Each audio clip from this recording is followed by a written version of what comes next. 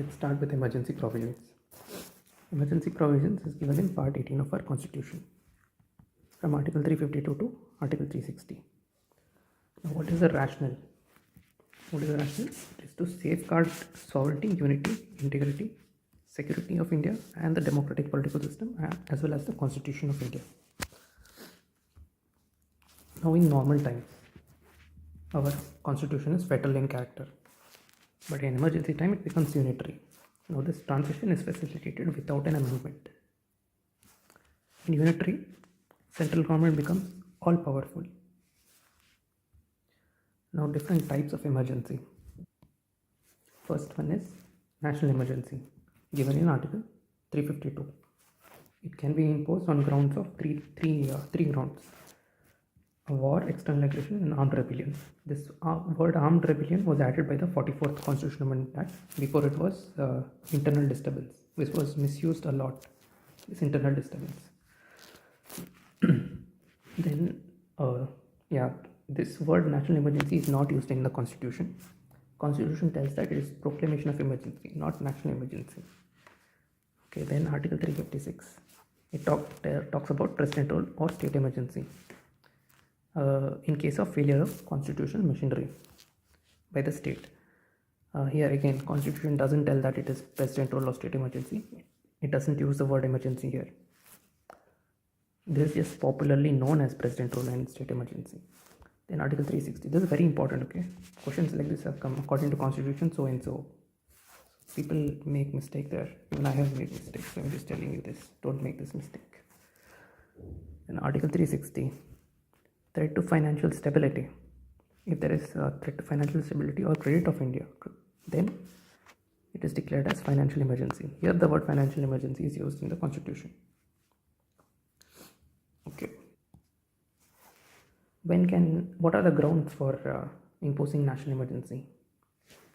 If the president is satisfied that there is security threat in either India or part of India on the grounds of war, external aggression, or armed rebellion, then he can impose national emergency. Now, if it is war and external aggression, it is external emergency, considered as external emergency. And if it is armed rebellion, it is considered as internal emergency. Now, this part of India, this was added by the 42nd Constitutional Amendment Act. Before it was just India. Now, this national emergency can be proclaimed even before an event happens. Like if there is imminent danger, president can declare national emergency. Even like, for example, even before the war happens, and if you get an information, if the state gets information that war is about to happen, it can declare emergency. Now, suppose national emergency is already issued, proclamation is already issued, then another proclamation can be issued, irrespective of whether proclamation is there or not. This was added by 38th Constitutional Amendment Act. Next, 42nd Constitutional Amendment Act. President's limit to national emergency was given to a specified part. Basically, this part of India. It was added by 42nd. Then, president can proclaim national emergency only after written recommendation from the cabinet. Okay, this written recommendation was added by the 44th Constitutional Amendment Act. Before, it was not there. Indira Gandhi misused this. She told that the then president Fakiruddin Ali Ahmed that to impose national emergency, and he imposed it. So it's heavily being misused. So this was added by 44th Constitutional Amendment Act. Then the word cabinet is defined in Article 352. What does it say? It is consisting of a council consisting of Prime Minister and Minister of Cabinet rank. This is the definition of cabinet given in Article 352. Council consisting of Prime Minister and Minister of Cabinet rank. Okay, now parliamentary approval and duration. It has to be approved by both the houses within 1 month from the date of issue. Let's say this is the date of issue, then they'll be given 1 month time. Both Lok Sabha and Rajya Sabha both must approve it. This 1 month time, no, before it was 2 months. It was later made to 1 month by 44th Amendment Act. So both of them must approve. Next, suppose Lok Sabha gets dissolved either on the date of issue or within this 1 month, but Rajya Sabha has given approval. Then this proclamation will be valid till 30 days from the date of new Lok Sabha first sitting. Okay, so from here, so 1 month plus this gap where election will happen plus 30 days. So much time is available for Lok Sabha, new Lok Sabha to approve the proclamation. Then suppose Lok Sabha and Rajya Sabha both have approved it. Okay, and by the way, the approval happens by special majority. Suppose if they want to extend this national emergency, once they both approve it within this 1 month, national emergency will be for 6 months. Suppose if they want to extend it for another 6 months, then they have to both Lok Sabha and Rajya Sabha both have to approve it by special majority. This special majority provision was added by the 44th Amendment Act, and so this 6 months, before it was 1 year, later by 44th Amendment Act this was made 6 months. Now suppose if the Lok Sabha dissolves and the Rajya Sabha approves, like at any point of time, then the new Lok Sabha, again the same thing, it will be valid, this national emergency will be valid till 30 days from the new Lok Sabha sitting.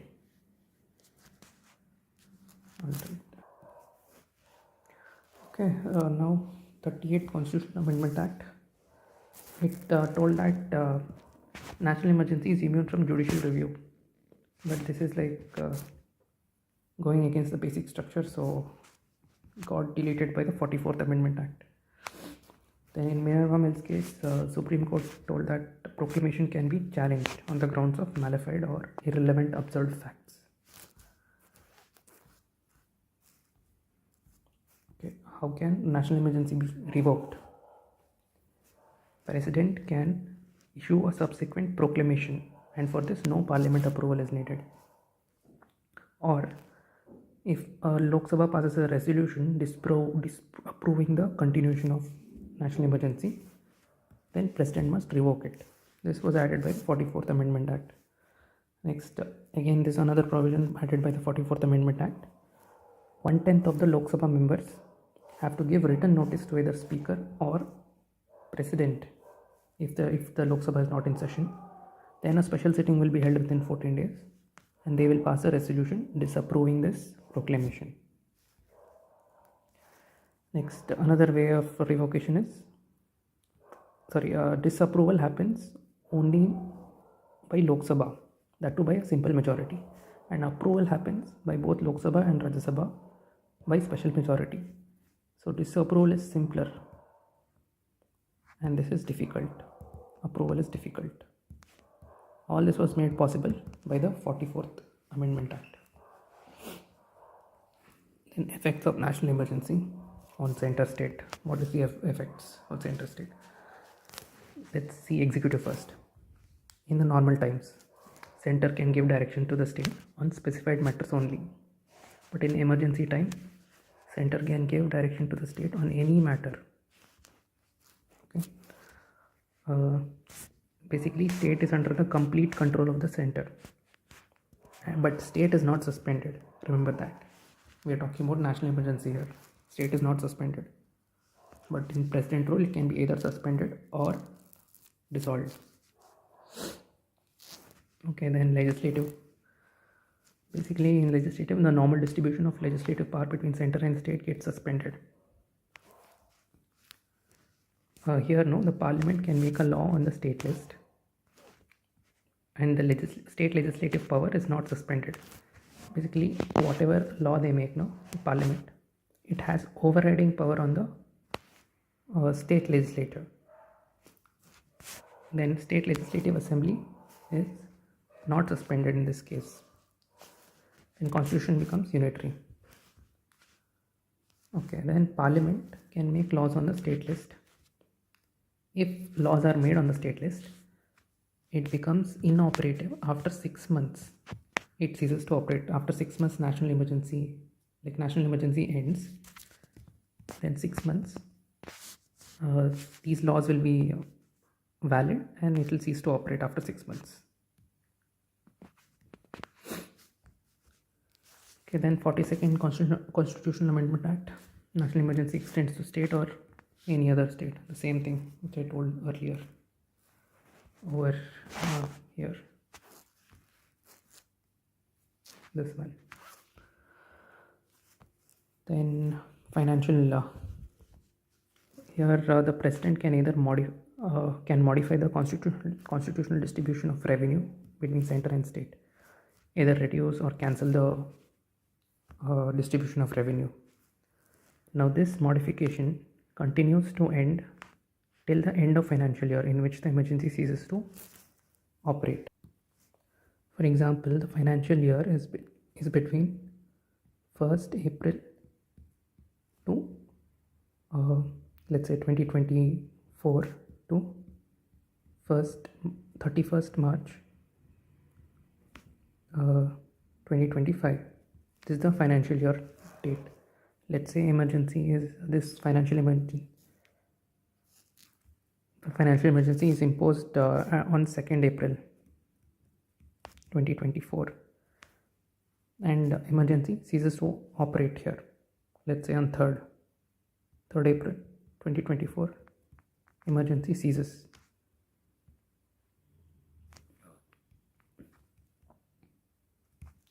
Then this modification will be valid from 2nd April to 31st March 2025.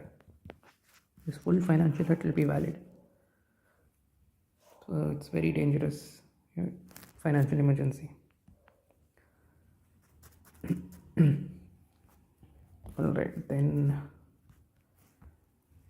life of Lok Sabha and State Legislative Assembly.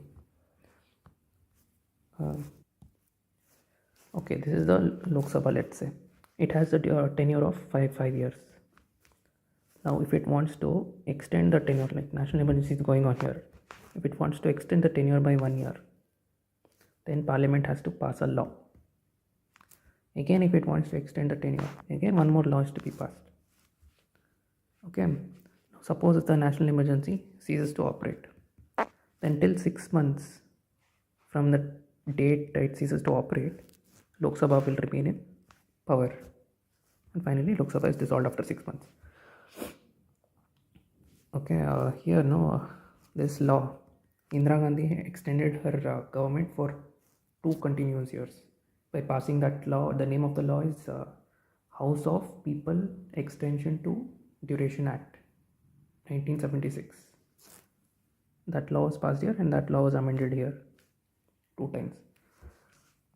Okay, then similarly this is for the Parliament. Similarly, the Parliament can extend the normal tenure of State Legislative Assembly as well.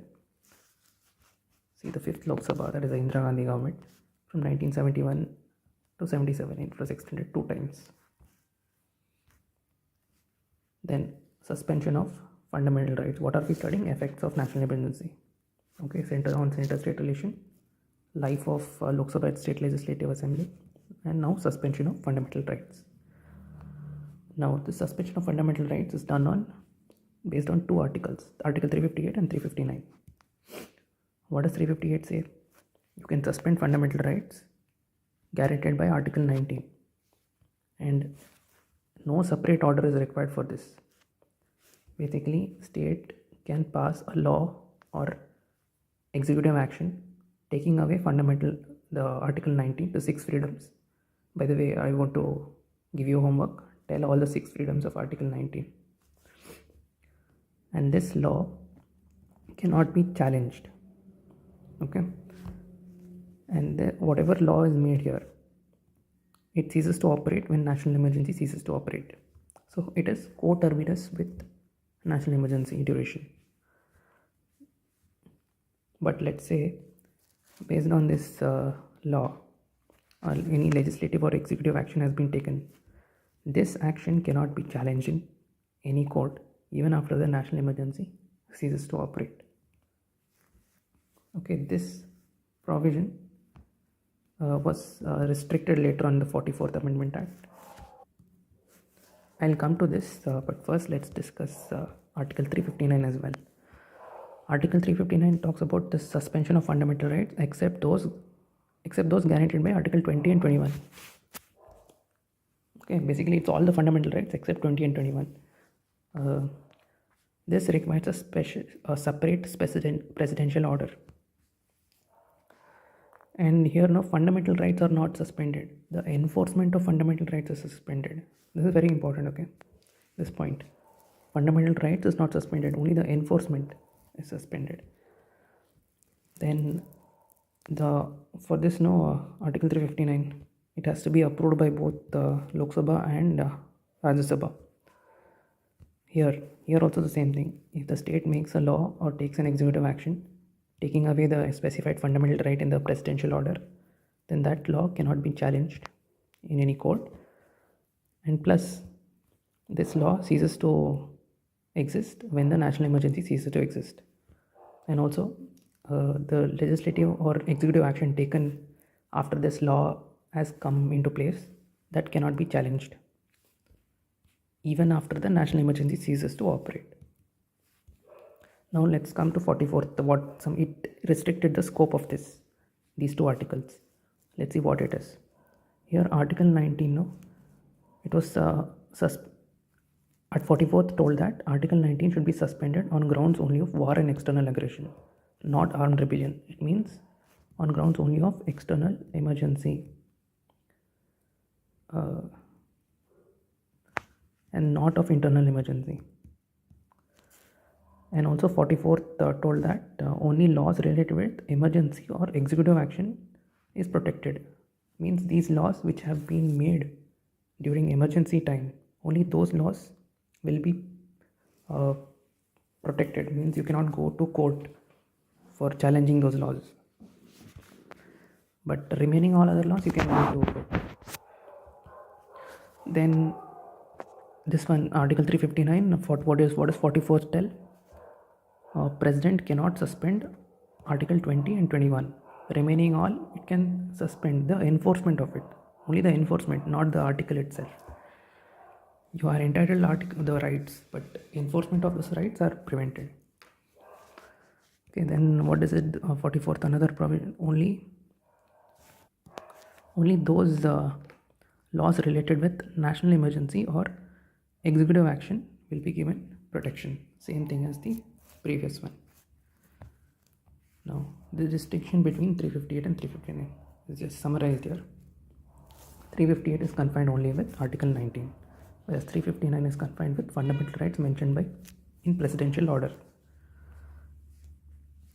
Now, Article 358 automatically suspends Article 19. This doesn't automatically suspend fundamental rights. President has to suspend enforcement of the specified fundamental rights by presidential order.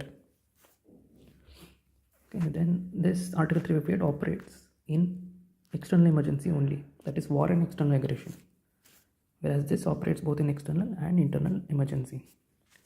Then Article 19 suspended for the entire duration of emergency. Here these fundamental rights specified by presidential order can be suspended either for the entire duration of the national emergency or for a shorter period. One more thing, in this Article 359, before Article 20 and 21 was not mentioned.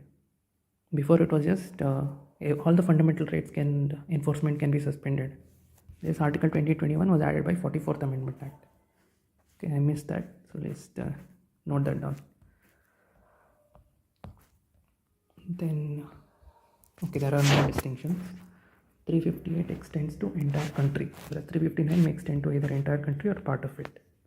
This suspends Article 19 completely, and this does not empower suspension of enforcement of 20 and 21. Now, in both cases, if a state makes a law or take executive action, in this case if it is inconsistent with Article 19, in this case if it is inconsistent with fundamental rights whose enforcement is suspended by presidential order, in both cases they enjoy immunity from being challenged in Supreme Court, in the court. Okay, provided these laws have to be related with emergency, then only it can be protected from immunity being challenged. Now, what are the declarations, national emergency declarations made so far? First time it got declared in October 1962, and it was valid till January 1968. It was proclaimed because of Chinese aggression in Arunachal Pradesh. Then in 1965, one more Pakistan war happened. In this case, there was no need for fresh proclamation because it was already going on. Emergency is already in place.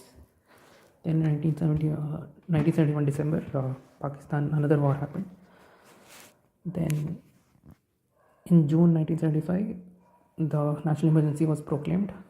Even though here emergency was proclaimed, another fresh emergency was proclaimed based on internal disturbance. Both of them ended in March 1977. And this word internal disturbance, based on this law, it is the most controversial. It was misused a lot by Indira Gandhi. So after this, March 1977, a Congress party lost the election and Janata Party came. They appointed Shah Commission, which looked into the national emergency provisions, and Janata Party, led by Morarji Desai, passed the 44th Constitutional Amendment Act, which gave safeguard against the misuse of emergency provisions. Now we'll study President Rule, that is Article 356. Now what are the grounds? Grounds are mentioned in Article 355 and 356 and 365 as well. We'll come one by one. What does Article 355 say? It is the duty on the center that every state has to abide accordance with the Constitution. Then Article 356, basically Article 355 is a duty, and Article 356 is the center telling the state that failure of constitutional machinery has happened, and hence a proclamation has to be done. Article 356, popularly known as President Rule, State Emergency, Constitutional Emergency. Now, Article 356 can be proclaimed on two grounds. One, which is mentioned in Article 356 itself, and another mentioned in 365. What does 356 say? If the state cannot carry on in accordance with the Constitution, then the President can act with or without the Governor's report and impose President Rule. What does Article 365 say? If the state fails to comply with the direction from the center and the state cannot carry on with accordance with the Constitution, then impose President Rule. These are the two grounds. Now, parliamentary approval and duration. It has to be approved by both the houses by simple majority. Okay, 2 months time will be given from the date of issue, within which both Lok Sabha and Rajya Sabha has to approve it. If it gets approved, then it will be President will apply for 6 months. Okay, and like this for a maximum period of 3 years. Before it was not 6 months, it was 1 year added by the 42nd Constitutional Amendment Act.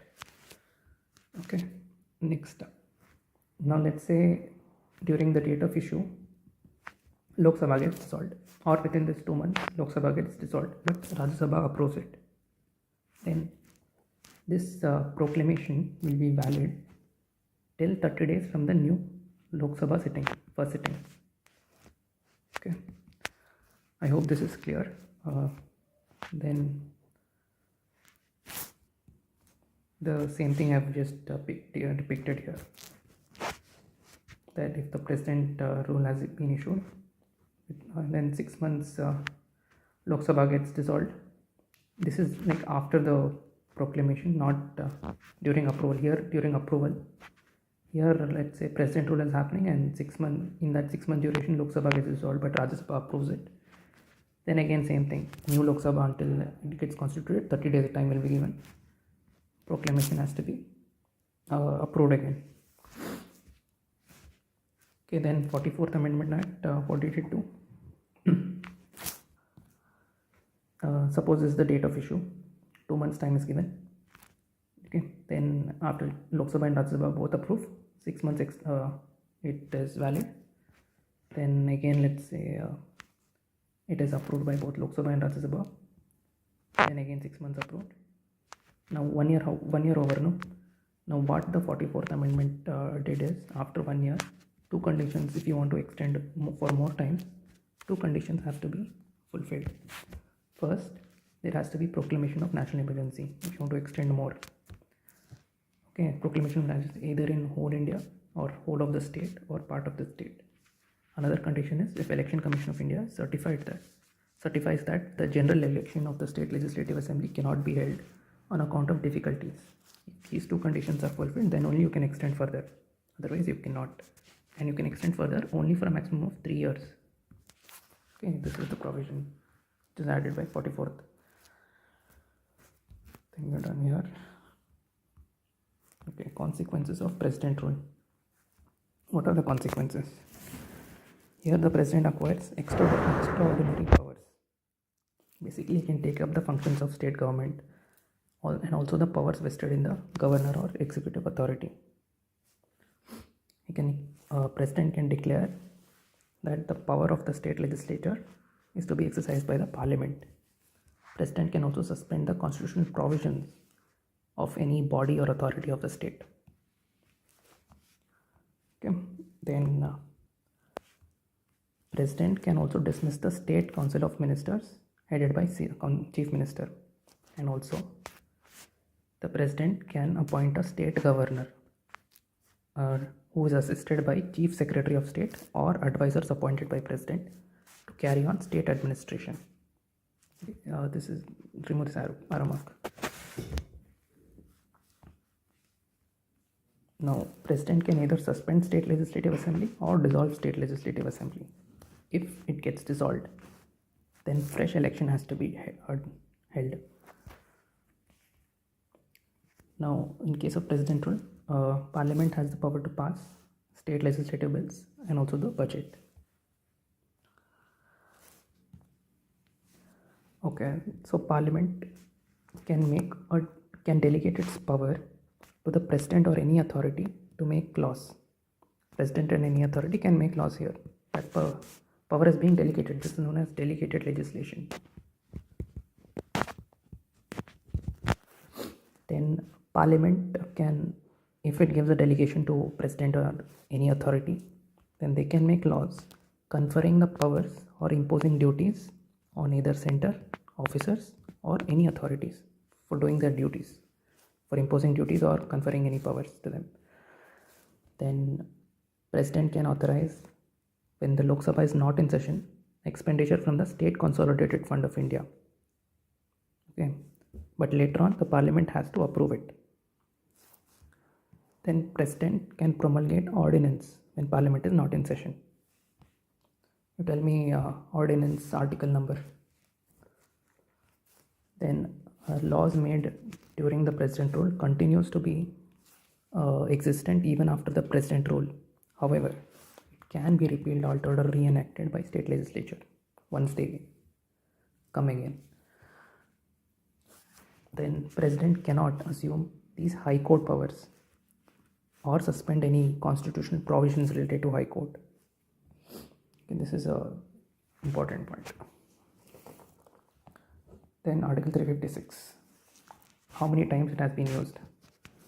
125 times till now since 1950, basically on an average 2 times per year for every state. Then it has been misused arbitrarily based on political and personal reasons. First time it was put on Punjab, state of Punjab in 1951 itself. Then in 1992, president rule was imposed in Madhya Pradesh, Himachal Pradesh and Rajasthan for not implementing ban on religious organizations, an order given by center at that point of time. So this is indicating secularism. One second. Okay, this is indicating secularism. So in the SR Bommai case 1994, whatever proclamation they did now here on the ground of secularism, it was held valid because secularism is a basic feature. And also, say, SR Bommai case told that president rule in Nagaland, Karnataka, and Meghalaya, that is in 1988, 89, and 91, was not valid. Simply they are being imposing president rule there. Then it was heavily being misused. Then B.R. Ambedkar told that president rule is a dead letter. It will never be used. He thought like that. But actually, we see that the constitution makes the president rule as a deadly weapon. Then the scope of judicial review. 35th Constitutional Amendment Act tells that if the president is satisfied under Article 356 and that is final, whatever satisfaction is there of the president, that is final and it cannot be challenged in any court. This was negated by the 44th Amendment Act. What does SR Bommai case say? It is a very landmark important case. Here, whatever president proclamation he has done, the satisfaction and all that, it is open to judicial review. A satisfaction of the president should be based on relevant material, and the burden to prove that it is relevant has to be on the center, and the court cannot go into the correctness of the relevant material. Now court if it holds that president rule is unconstitutional, it can restore the state legislative assembly. And suppose if the state legislative assembly is dissolved, suppose you want to dissolve the state legislative assembly, it can be done only after the parliament approves the president proclamation. Parliament has to approve first. After the proclamation has to be done, that is the Lok Sabha and Rajya Sabha both has to approve it, then only state legislative assembly can be dissolved. However, if you just want to suspend state legislative assembly, suppress them basically, then this approval is not needed by both the houses. Just if Lok Sabha approves it, it's enough. You can suspend the state legislative assembly. Then if there is any anti-secular state politics, then president rule will be imposed.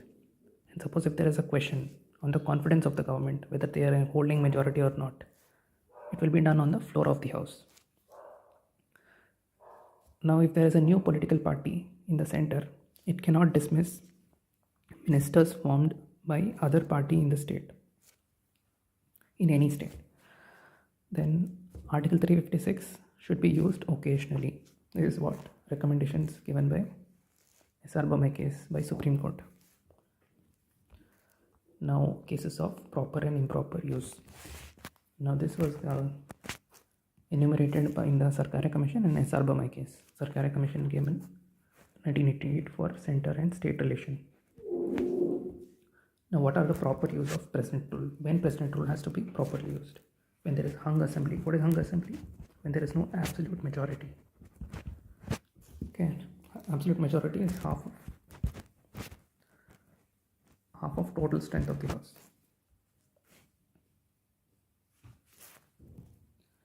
Okay, then the majority party declines to form a ministry and governor cannot find a coalition ministry, then you can declare president rule.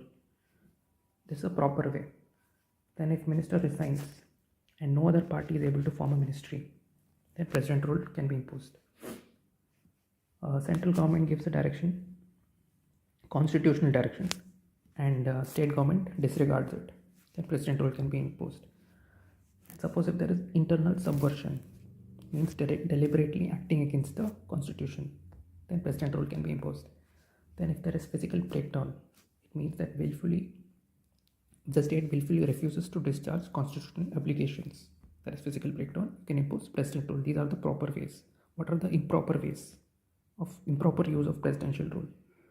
If the minister resigns or is dismissed, like majority is lost, then the governor recommends for president rule without probing for the possibility of alternative ministry. He is not probing for another alternative ministry.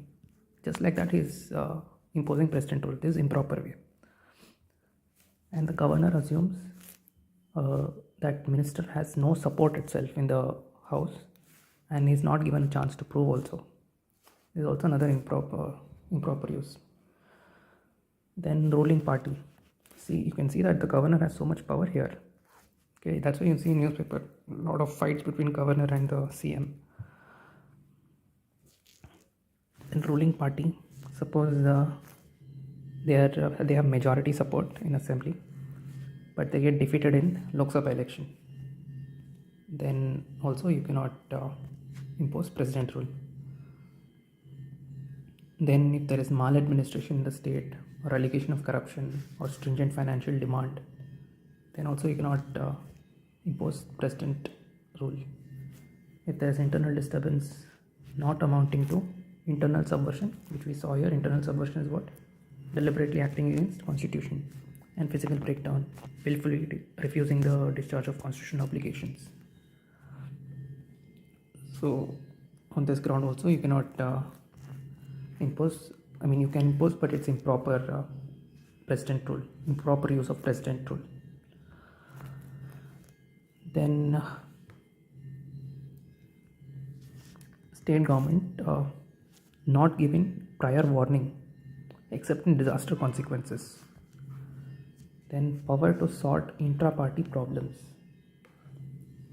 Okay, these are the improper use of presidential rule. Next, financial emergency, Article 360. If the president is satisfied that a situation has arisen, that there is a threat to the financial stability or credit of India, either India or part of India, okay, then president can proclaim financial emergency.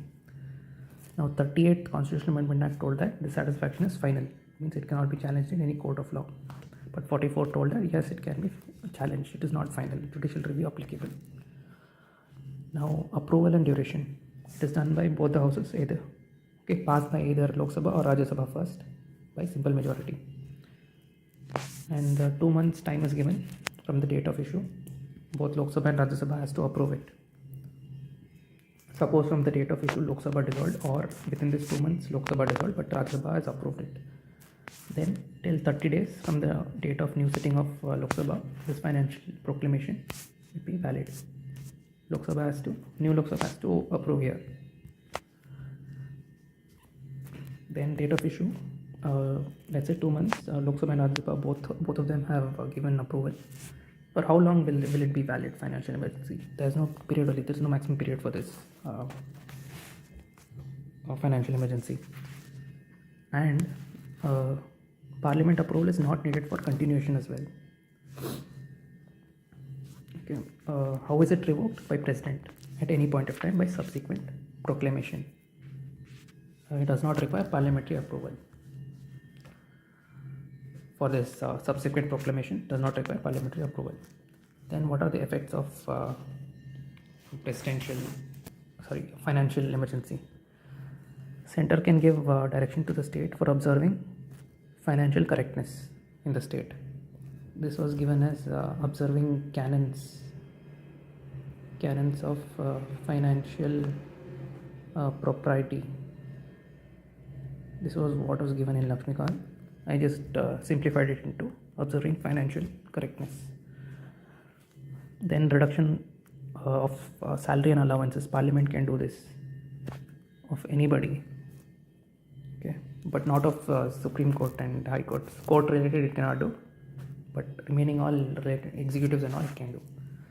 Reduce the salary. Then reservation of all money bills for president consideration after the state legislative assembly passes it, all the money bills and financial bills as well. Then center gets full control over the financial matters. Till now, no financial emergency has been declared so far. Okay, so that is this. Then some criticisms of emergency provisions. It is federal in character. Federal character gets destroyed. Federal character gets destroyed. Then powers concentrated in the union executive. Then president becomes a dictator here, and the financial autonomy of the states is nullified. And democratic foundations of the constitution are destroyed. Means the fundamental rights are meaningless. These are the criticisms. Now I just made a table to summarize all these three things. I'll just read it out. National emergency, approval by parliament within 1 month by special majority. For president rule, it is within 2 months by special majority, simple majority. Financial emergency within 2 months with simple majority. Extension. Lok Sabha 1 year at a time, indefinitely. Okay. Every 1 year it can extend. Then cannot continue beyond 6 months after it ceases to operate. Then Parliament may extend the tenure of State Legislative Assembly. Same way. Then President rule, maximum 3 years, 6 months approval is needed. And 44th Amendment Act added 2 conditions, that is after 1 year. Okay. National emergency must be in operational and Election Commission must certify. In financial emergency, continues indefinitely after the approval. Then revocation, President can revoke without the approval of Parliament. Then Lok Sabha with simple majority can revoke this. No need Rajya Sabha role here. Then if 1/10 of the Lok Sabha members gives a notice to Speaker or President if the House is not in session, then by voting they can revoke this national emergency. Then how does President rule get revoked? By President only, no role of Parliament. Then Supreme Court and High Court can also squash this. It has unconstitutional. See here, President rule, no. 356 gives the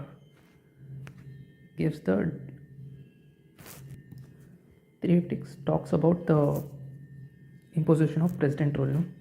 It is due to the duty imposed by Article 355 on the center. Because of 355, 356 is being imposed. Okay, then here financial emergency can be revoked only by President. Then effects. In national emergency, unitary executive and legislative power. Though power of the state not gone, but center or parliament can override it. Okay. Parliament has overriding powers over state legislature. Means the state legislative assembly does not lose their power, but parliament has the power to override their powers, state legislative powers. The president can make an ordinance on state subject, and 42nd Constitutional Amendment Act applicable to all states, not only the states under national emergency. Then under president rule can take up powers of the state government. President can take up powers of the state government, the governor or any other executive authority. President can declare the power of the state legislative assembly to be exercised by the parliament. He can suspend constitutional provisions.